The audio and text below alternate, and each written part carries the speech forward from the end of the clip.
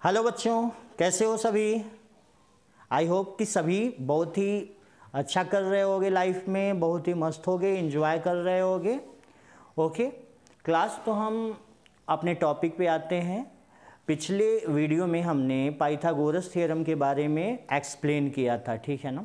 Pythagoras theorem के बारे में जिसको थोड़ा सा कन्फ्यूजन भी होगा ज़रा सा भी, वो मेरे पिछले वीडियो को जाके वहाँ पे देख सकता है, ठीक है ना। पाइथागोरस थ्योरम कहाँ पे अप्लाई होता है, छोटा सा मैं एक ओवरव्यू दे दूँ हल्का सा। एक राइट एंगल ट्रायंगल में ही पाइथागोरस थ्योरम का यूज होता है, ठीक है ना। सपोज करो this is a right angle triangle 90 degree at B, तो हाइपोटेनियस ए सी हो जाएगा। तो A C square is equal to A B square plus B C square.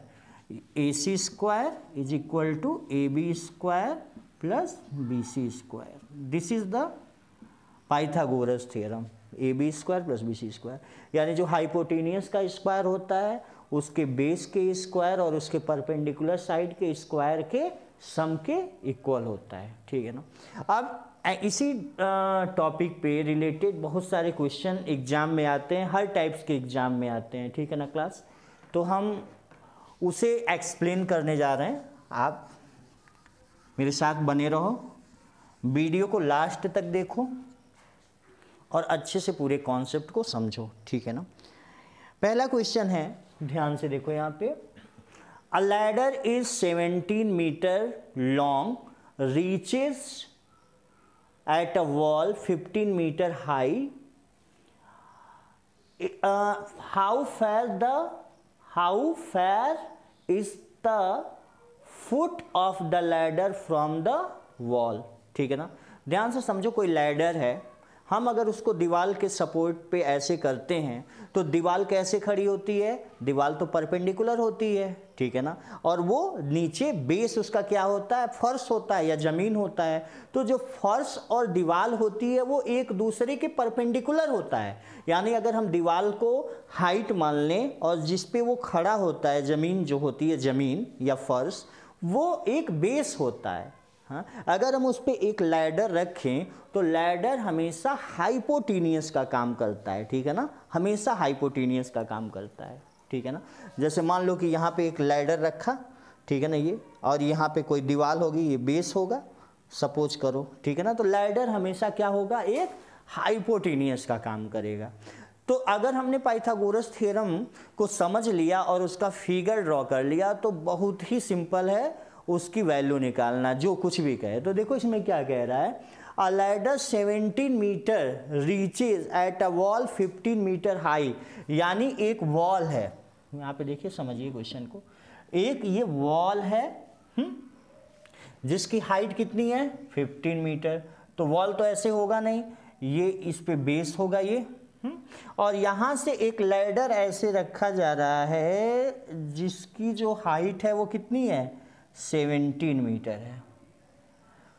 तो कह रहा है कि how fair is the foot of the ladder, ये फुट है लैडर का, यानी ये है ए, ये है बी, ये है सी। तो फुट क्या हो गया, फुट ये हो गया, ये सॉरी, ये फुट ऑफ द लैडर, ये सी वाला फुट हो गया। तो ये फुट इस दीवार से कितने डिस्टेंस पे है, इसी डिस्टेंस को हमको फाइंड आउट करना है। Let the distance of the ladder to the wall be x metre, ठीक है ना, मीटर। तो हमको क्या करना है, तुम्हारे समझ में आ गया होगा कि इस क्वेश्चन को कैसे करना है।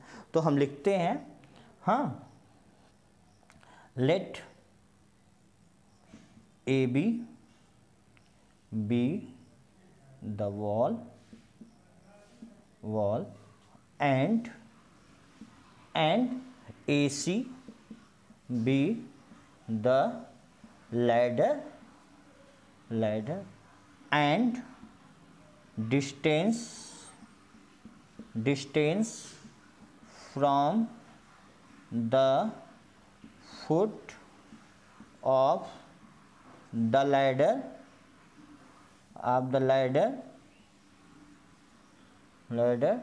to wall be x metre, ऐसे लिखेंगे पहले क्वेश्चन को, ठीक है ना।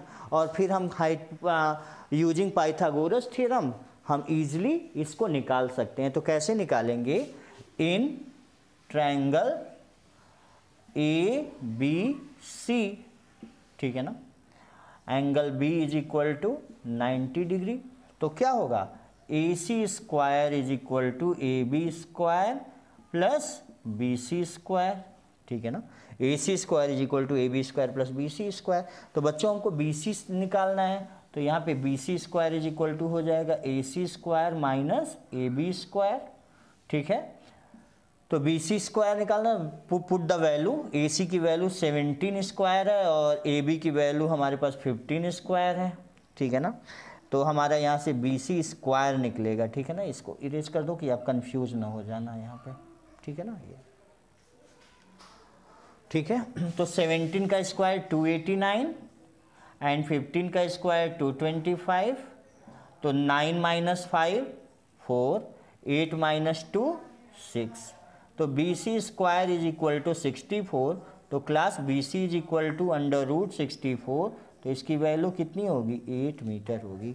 यानी ये जो x की वैल्यू आ गई वो कितनी आ गई, that is 8 metre. Pause the video and write the question. हम अगले क्वेश्चन की तरफ चलते हैं।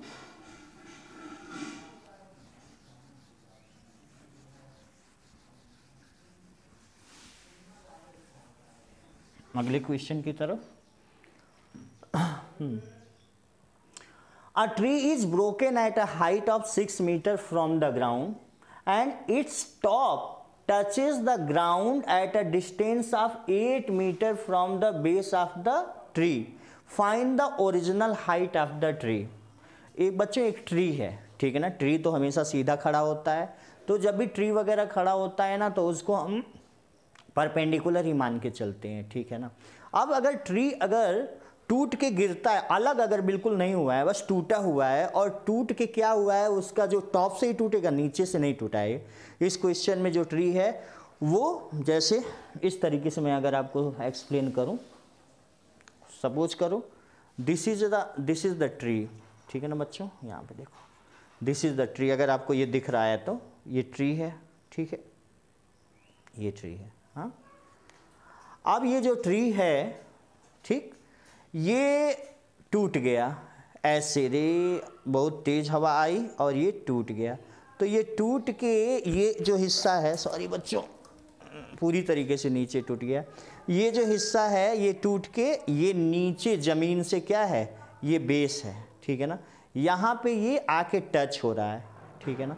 ये पूरा जो है इसका दिया हुआ है, a tree is broken at a height of 6 metre from the ground. ये जो हाइट है ना वो 6 मीटर है, यहाँ 6 मीटर के बाद से टूट गया है, ठीक है ना। और टच कहाँ हो रहा है, इस पॉइंट पे कहीं पे टच हो रहा है। तो कह रहा है कि, अब देखो कह रहा है कि 6 metre and at a distance of 8 metre, और ये जो है ना ये हिस्सा जो है वो यहाँ पे टच हो रहा है, और इस बेस से, पेड़ के बेस से इसकी जो डिस्टेंस है वो 8 मीटर है। तो हमको निकालना है ये पूरा पेड़, ठीक है ना, इस पूरे पेड़ की हाइट कितनी होगी, ठीक है ना, इस पूरे पेड़ की हाइट। तो क्लास अगर हम ये हिस्सा निकाल दें, और ये हिस्सा क्या है, ये है हाइपोटेनियस, अगर ये हिस्सा निकाल दें हाइपोटेनियस और इस बेस में इसको ऐड कर दें तो हमारा क्या हो जाएगा, ये पूरा पेड़ बिल्कुल खड़ा हो जाएगा और इसकी हम हाइट निकाल लेंगे, ठीक है ना। बिल्कुल ऐसा ही क्वेश्चन है। तो देखो कैसे करेंगे इस क्वेश्चन को। क्लास सपोज करो ये हमारा, पहले मैं ट्री बना दिया, ठीक है ना, ये हमारा ट्री है और ये 6 मीटर से यहाँ से ब्रेक हो गया है, और ब्रेक होने के बाद ये जो पार्ट है ना बच्चों, यहाँ पे ये वाला पार्ट यहाँ पे ग्राउंड पे क्या कर दिया, टच हो गया। तो ग्राउंड से इसकी जो डिस्टेंस दी हुई है वो 8 मीटर दी हुई है, यहाँ पे ना 8 मीटर दी हुई है, 8 मीटर, ठीक है।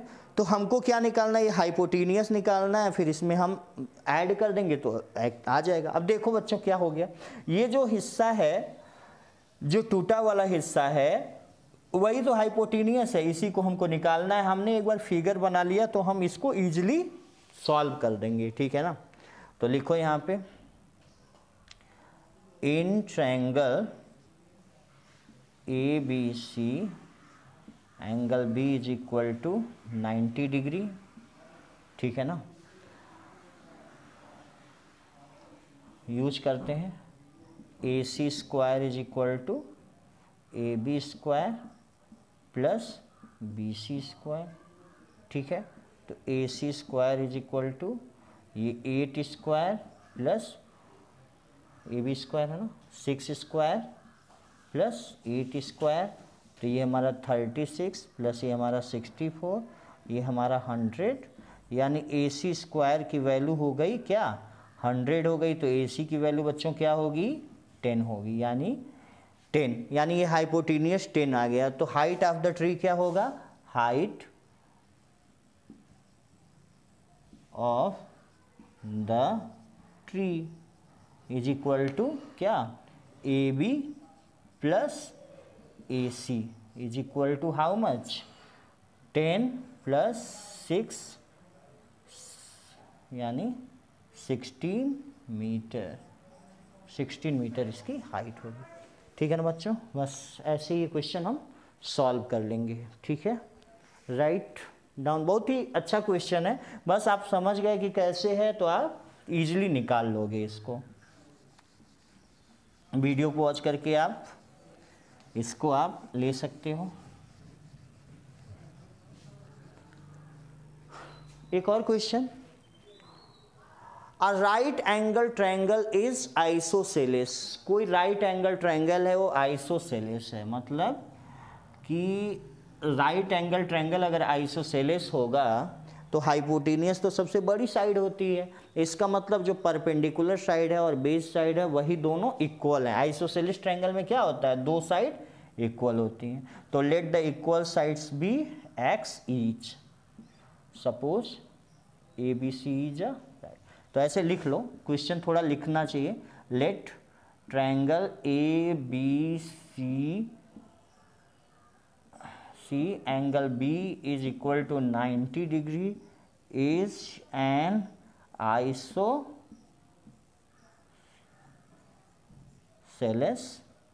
triangle, ठीक है ना, in which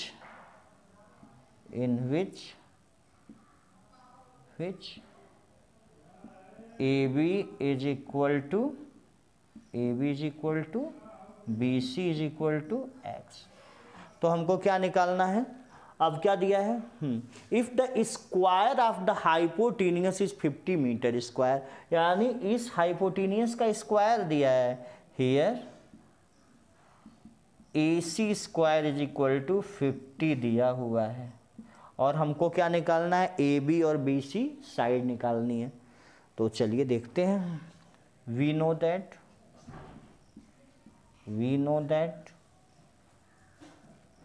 A C square is equal to A B square plus B C square.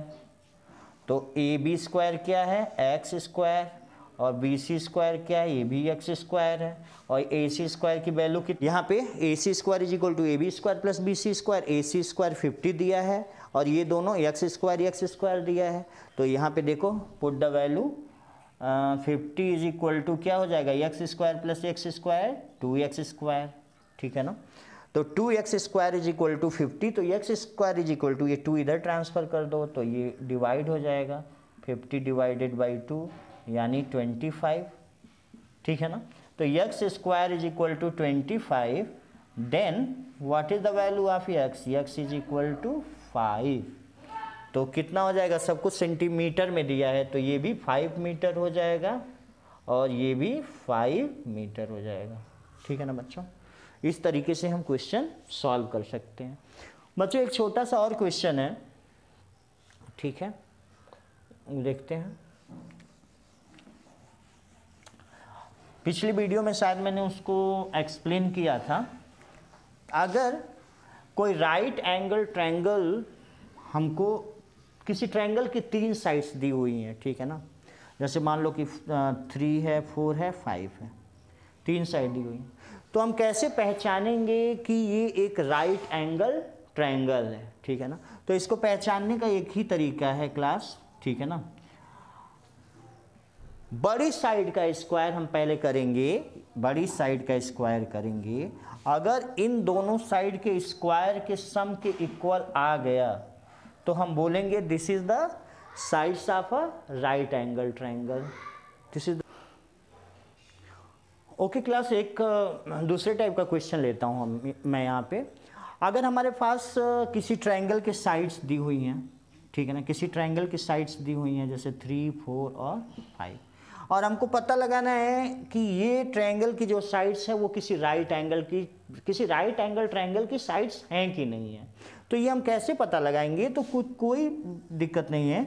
अगर कोई राइट एंगल ट्रायंगल होगा तो उसमें सबसे बड़ी साइड होगी, तो उसको हम एज्यूम करेंगे कि जो सबसे बड़ी साइड है वो हाइपोटेनियस है, ठीक है ना। तो हाइपोटेनियस का स्क्वायर क्या होता है? बाकी दो साइड के स्क्वायर के सम के इक्वल होता है, ठीक है ना। तो बस ऐसे ही चेक कर लेंगे। यहाँ पे 25 आ गया, अगर इसकी भी वैल्यू 25 हो गई तो ये भी क्या हो जाएगा? राइट एंगल ट्रायंगल की साइड हो जाएंगी, यानी ये पता चल गया, ठीक है ना। जैसे मान लो और हमारे पास ट्रायंगल है, ठीक है ना। जैसे हमारे पास है 6, 8 और 10, ठीक है ना। ये राइट एंगल ट्रायंगल की साइड है। अच्छा, राइट एंगल ट्रायंगल की जो साइड्स होती हैं उसको ट्रिपलेट्स कहते हैं, ठीक है ना, उसको ट्रिपलेट्स कहते हैं, Pythagorean triplet. Only not triplet, Pythagorean triplet. तो बड़ी साइड्स में क्या है? 10 स्क्वायर है, तो 10 square is equal to 6 square plus 8 square. तो ये 100 हो गया और ये 36 हो गया और ये 864 हो गया। तो देखो 100 इज इक्वल टू 100, यानी ये भी एक पाइथागोरियन ट्रिपलेट है। सारी साइड ऐसे नहीं है। मान लो हमने यहाँ पे 6, 7, 8 कर दिया, ठीक है ना। तो 8 का स्क्वायर इज इक्वल टू 6 का स्क्वायर और 7 का स्क्वायर होना चाहिए।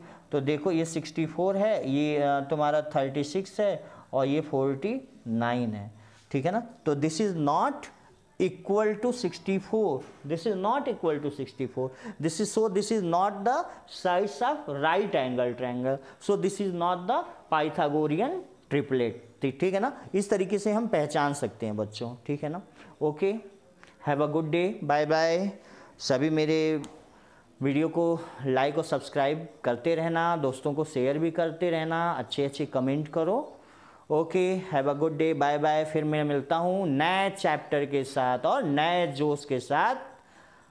तब तक के लिए गुड डे।